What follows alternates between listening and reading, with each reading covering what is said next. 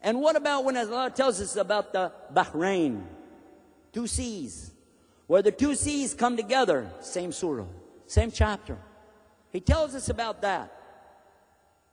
But they don't mix. They can't mix. And when Jacques Cousteau, the eminent scientist from France, discovered this amazing situation where the Mediterranean feeds off into the Atlantic Ocean, these 2 big seas coming together, but they have 2 different salinities, different amounts of salt, 2 different temperatures, 2 different densities, 2 different life forms, not the same. And when they come together, that one stays inside of the other, but they don't mix. And when he got ready to talk about that, he had a Muslim on the boat with him, and he said, we already know that. That's in the Quran 1,400 years ago. Yeah, we won't make that then into anything. Leave it.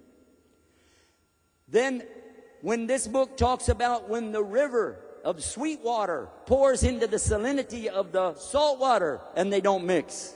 And you go to the Mississippi River, and you find the same thing that it says right here.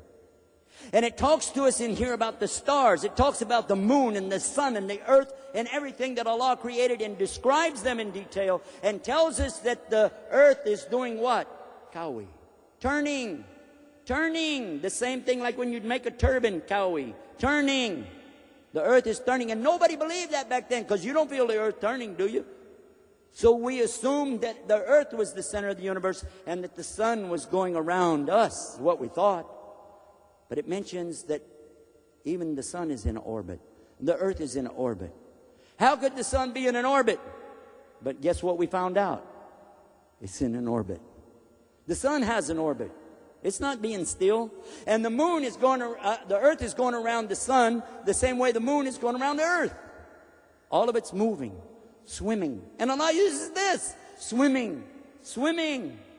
Who is telling us this? The Rabbil Alameen, the Lord of the worlds.